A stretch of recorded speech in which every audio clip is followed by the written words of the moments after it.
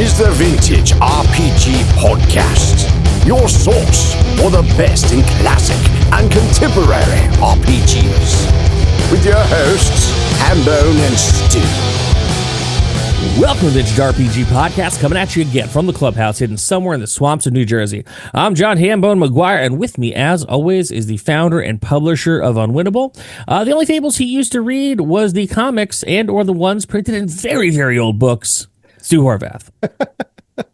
Oh, man, I haven't thought about that comic series in a long, long time. It was really great until it wasn't. Yeah, there was political stuff that happened in those books, but I feel like I bailed before that happened. It got to something. I couldn't even tell you what that something is. I just trailed off of it. Yeah, I couldn't put my thumb on it either, but I was just like, this doesn't feel good anymore. I'm out. I think it happened, honestly, when that one cover artist sort of departed. Oh, you know what it was? What was it? It was all the miniseries that started happening. Like, wasn't there like a Prince Charming miniseries? Or oh my God, yeah. Didn't he become like a real focus for a while? I kind of hated that character. Yeah, you know what, you're right. It's right about that, and that's usually when it happens in most comics. It's like, oh, cool. Now you have this really cool story you're enjoying, but now we have to go into everybody, and we got to do the cash grab. We got to do miniseries for everybody because what's happening between the covers is just not enough. So, yeah. But man, how you doing? Pretty good, hanging in there. Can't complain. By the time this episode airs, we will both have returned from PAX.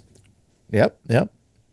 It's the holiday season. Very exciting. You know what Jared's asking for Christmas?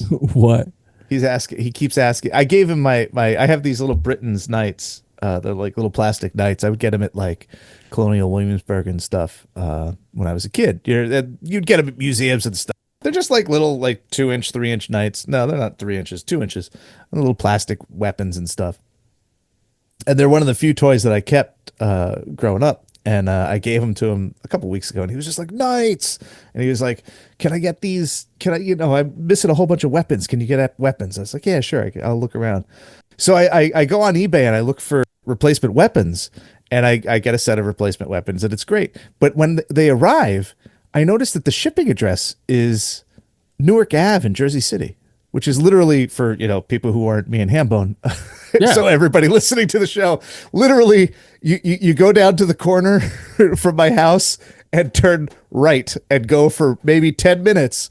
You get to Newark Ave in Jersey City, where there's this big warehouse. There's a warehouse there. It's like called the Toy Soldier Company or whatever. It's filled with little plastic soldiers. Like what? 5 minutes away. It's crazy. Yeah, they have something like 9 million SKUs or something. Like it's been in business for like 40 or 50 years. And it's just a mail order toy soldier company, but like their stock is literally down the road. And I think I'm just so delighted by it. They have crazy stuff. Like, okay, so we've talked about the Dragon Riders of the Sticks, plastic toys, like the little, like the Army Men style ones, with no articulation. You could get them from Toy Soldier Company.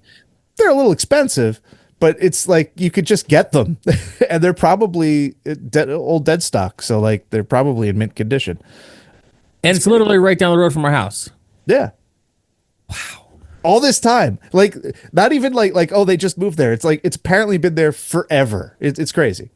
But long story short, Jared's pretty into these knights, and he keeps building castles, and he's just like, Dad, I really want a castle for my knights. And I was just like, well, it's funny you mentioned that, because when I was a kid, I had like this blow mold plastic castle that came with the knights. Like somebody gave it to me for Christmas one year. And he's like, oh, do you still have it? I was like, no, it's long gone. Like, a box got put on it and it broke. And he's like, oh, it would be really cool to have one of those. So he keeps talking about like it's like number one on his list to Santa is a castle for toy soldiers.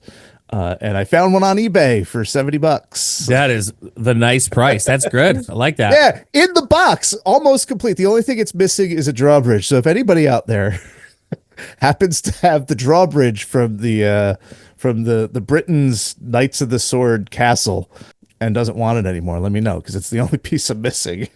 That's insane, man. That's very cool that literally a kid his age could ask mostly for Star Wars or whatever else kids that age are into. But like the fact that his imagination is like running wild and like loving these old knights, that's very nice, man.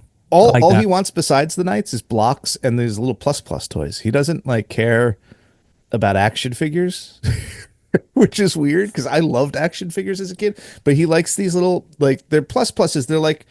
They're literally like a little piece of plastic that is like two pluses put together, so you could build with them. And he makes like little units. So like it'll be like a white one and a blue one. Like those are clone troopers. Or like this white one with like extra white pieces is like, oh, that's General Grievous. And he like plots it out like it's like it every time I go down there and see what he's doing, it looks like he's like playing war games. It's so weird. Amazing. Kids and their imaginations. Yep. That's what the world needs more of. It's true. So what are we actually talking about today? You said Fabled Lands? Oh yeah, Fabled Lands. So yeah, man, I had a couple Fabled Lands books on my shelf from a big collection I bought from Canada. It came with two of them, book 1 and 4, and I knew that they were sort of well regarded, but I never really looked at them. And for whatever reason, when I was cleaning out the collection last month, they caught my eye, and they were just sort of in my head. I kept thinking about them, and I was like, well, I wonder what it would take to get the rest of the series. As far as I knew, there were 6 books. And if you look for the original ones, they're kind of hard to find. They're choose your own adventure books, but like in the English style, so adventure game books with a light mechanical system for combat and stuff. But they're not fighting fantasy size. They're like which is like normal, pocket paperback. These are like larger. They just call it large format. They're bigger than a comic book trade paperback. So looking for the originals that came out in the 90s, like they're hard to find. They're mostly English publications, and I think that was what prevented me from really picking them up before. But apparently, you could get them. They reprinted them all recently on the back of a successful Kickstarter for the 7th long-awaited volume. Oh wow! Okay, yeah, and you could get them for not a lot of money. So I picked up the newish ones. They might be print on demand, but they're fine. But like, honestly, I'm really okay with it because they feel sort of like they remind me of workbooks when I was in elementary school, because you're going to want to write in the pages and stuff. I've been playing them, and the one is already kind of breaking in really nice. Like, I feel like I wouldn't have wanted to spend a whole lot of money on these because they're going to get a lot of use. I want to bang them around. Yeah, of course. So, what is this thing? Written by Dave Morris and Jamie Thompson back in 1995 and 1996. It was envisioned as a 12 book series, but only books 1 to 6 came out. Now, Dave Morris did one of my favorite adventure game books ever, Eye of the Dragon, which is part of the Golden Dragon game book series. He wrote a couple others in that series. Off the top of my head, I know he did The Crypt of the Vampire. I'm not sure which other ones, maybe Lord of Shadowkeep, but the important thing is that he did Eye of the Dragon with its beautiful Russ Nicholson artwork. The best. Yeah, and then Jamie Thompson, I'm less familiar with. He did a series of books called what is it? Is it Way of the Tiger? Which is like a bunch of game books that are like Samurai and Ninja that have fantastic covers if you could get the UK editions. I should talk about them more at another date. So they basically teamed up and put together this new thing, Fabled Lands, and they got. This is the thing that really aggravated me when I really got into this last weekend. It's all illustrated by Russ. It's freaking gorgeous, man. Like, and it's 7 books on my shelf, and it's just like so much more Russ Nicholson artwork that I hadn't previously been exposed to. And he does some cool stuff. He changes his style slightly to match the subject matter of the books. There's a lot more cleaner and stylized art in these than I'm used to from Russ, who I feel like has just an overwhelming personal style in most of the work. And is it original art in that 7th book? It is all original art, yeah. Oh my God, it's like the last stuff he did. Yeah. Well, this came out a couple years ago, so. I mean, I think he passed a couple years back. I mean, time is a flat circle to us since the pandemic started, but I think it was a couple years back at this point he passed away. Yeah, no, this was 2018 when this hit. So I feel like we were talking to Russ around then. Yeah, he was hiding in his shed from his wife. What a lovely guy. And I love that guy. So Fabled Lands is different from what game books had already emerged. Basically, at this point, you had sort of Way of the Tiger, Golden Dragon, Grail Quest had already been around. Of course, Fighting Fantasy and the Lone Wolf series. All of these things have in common that they're fairly linear in their approach to the game. There's a plot It's very plot driven. And you're moving through a bespoke story, getting to the ending, and then the book is done. Lone Wolf sort of mixes up the formula. Instead of just having the story play out over one book, the story continues over a series of books. So instead of just finishing the book and being done with the story in Lone Wolf, you can take the items that you find in one book and go to the next book, and you have all that stuff. And the story continues. But it's still fairly linear, all the way through. You're going to get one saga. Fabled Lands is open-ended, and it's designed to be a sandbox with no core or linear thread dragging you through any particular narrative. You're basically exploring the Fabled Lands. Each book is a region. So like the first one is like a kingdom that's having a bit of a civil war going on. And you can go anywhere you want. Lords of the Rising Sun is a very, it's sort of like the samurai book. Court of the Hidden Faces gives you like sort of like a Babylonian vibed place to explore. I started with book 3, which is Over the Blood Dark Sea, which is like there's a central ocean. And I just kind of like the idea of using this format to sort of explore via ship. I had read that one of the things that this book, the series introduces is the ship mechanics, the travel mechanic introduced shipping. So like there's an open-ended, mercantile system in the game. And I figured it would just be a good place to start. It's a little bit more difficult. So, as you go through the books, volume 1 is obviously the easiest. Volume 7 is the hardest. If you start off Over the Blood Dark Sea, like I did, you start at level 3 as opposed to starting at level 1. Okay. And everything sort of scales. So almost immediately when I'm playing, like you hit the edge of like the map, if you're thinking in video game terms, and it's just like, okay, so now you go to this other book. You've hit the southern continent. Well, you're going to go to Serpent King's domain, which is book 7, and it's just like, and it gives you a starting point. Like it knows it was prefigured out, like where in that book you would start. So it gives you like a page number, right, or an entry number. So you basically have free reign to go wherever you want. And I was just like, this is just such a crazy idea to me. Let me see what it's like. And I played it a lot over the Thanksgiving break. And it's so good. It's so good. What you lose in sort of like narrative detail, you gain in like this weird thing of just being able to like wander around. My first playthrough lasted like 10 moves.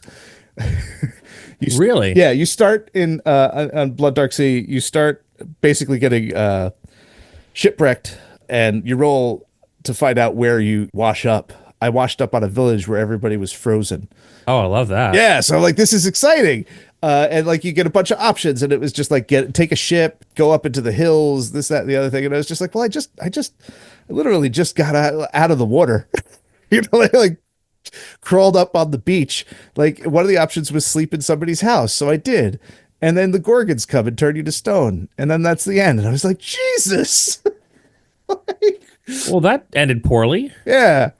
So then my second playthrough went better. I happened to roll the same thing. So I knew, okay, well, I don't want to sleep in the house.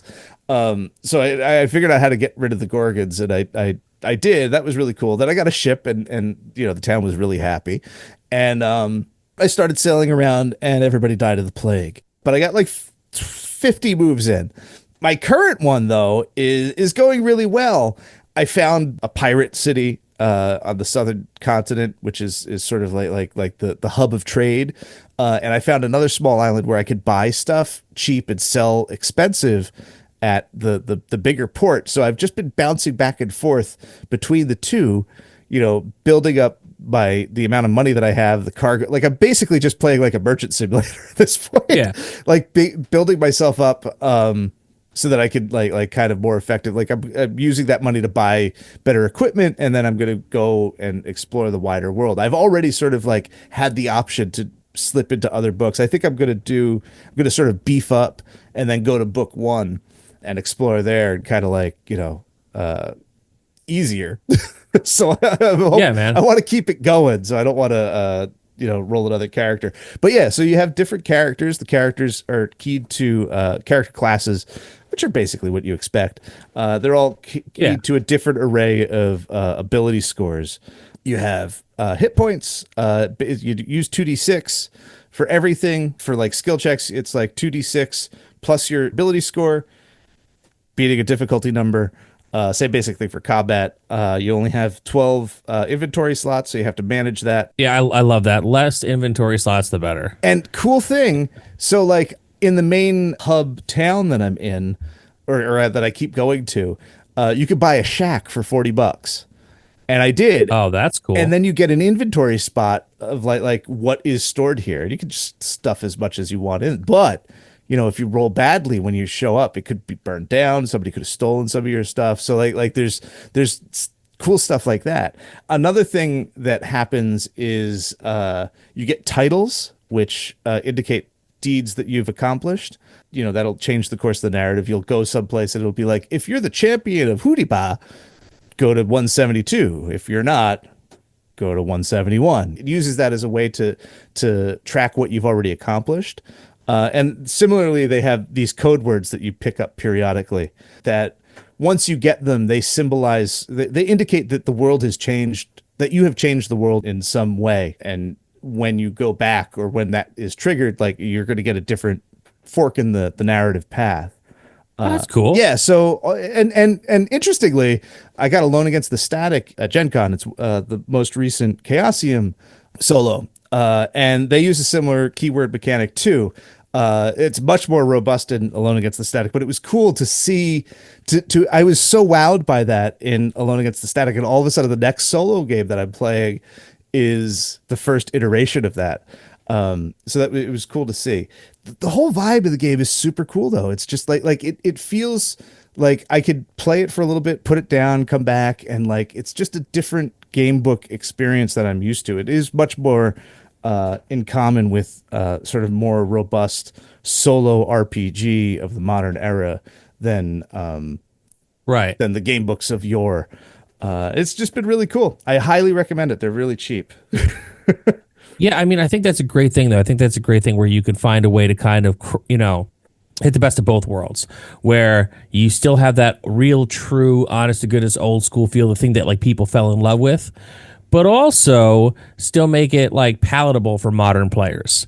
Because, there is always that thing where you kind of come to it and you're like, all right, I'm psyched to get back to this. And you play that old game and you're like, man, it doesn't feel as good as it used to. So I think it's a very cool thing to be able to find a way to make it feel that good again. Yeah. And also like be like, okay, this is palatable now because like I'm an adult and playing a modern game should feel a little different to me. Yeah, like Fighting Fantasy, like if you've played them enough, and I have, they have a vibe. So if you're reading in Livingston, you kind of know that there's going to be these insta deaths. You're going to have to go back and if you miss a key item early on, you're going to get the bad ending. So like there's these things that in the formula that were fine in the 80s, but now it's sort of like it's kind of a drag. And the best of the Fighting Fantasy books are the ones that kind of eschew those sorts of pitfalls. And Fabled Lands has none of that. It's just a different kind of vibe. I think that people who love Lone Wolf, which is a lot of people love those books because of the way it spreads across a whole series and it develops over time. I think they'll really, really love Fabled Lands. There is a lack of a certain lack of detail in the stuff that takes a little bit of getting used to, but once you kind of move past that and like you embody it more as like this is it becomes more of a role-playing game like experience instead of a book experience, and I just think it makes my brain buzz in a cool way. Listen, man, whatever it takes to get that brain buzzing is A-okay in my book. For real. So with that, Stu, feels like a pretty good final thought for you. Any other vibes or things you want to talk about with this? Or like I said, I think that folks should pick them up. They're inexpensive. You only need one book. You don't need all 7. And if you just kind of reach the end of the map and you don't have the next book to go to, you could just turn around and go back, make another choice. But of course, it gets more robust the more books you have. But like so many quests and like hundreds and hundreds of quests. You're never gonna it's gonna take a long time for you to get through all of the content in all 7 books. And if that isn't enough, you're basically buying 7 volumes of, Russ Nicholson art, which is like an instant buy for me. I can't believe that I slept on this for so long. And listen, that is worth the price of admission of alone to me. So check that out. Fabled Lands. Very cool. I'm always excited, man. You always turn me on to some cool new stuff. So that is pretty neat to me. So this is another amazing episode of the Vintage RPG Podcast. Stu, where can the people find you on the internet? They can find me on vintagerpg.com. Unfortunately, I already did all the 2025 posts. So Fabled Lands, 2026 at the earliest.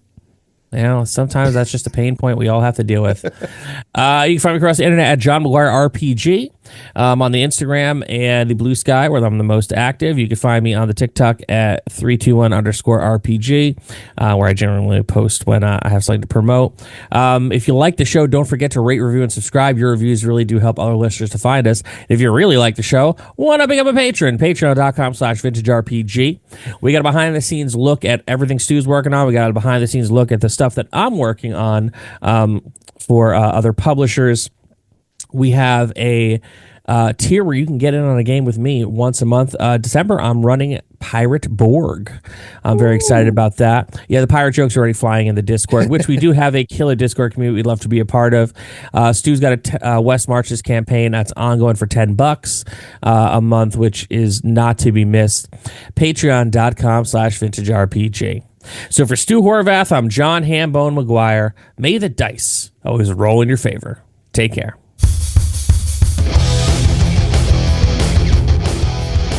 Thanks for listening. Don't forget to like, review, and subscribe to the podcast. Every review helps other listeners to find us. The Vintage RPG Podcast is a ham-fisted production. Music by Dego West. Art by Schaefer Brown. If you like the podcast, you should also consider becoming a patron at patreon.com.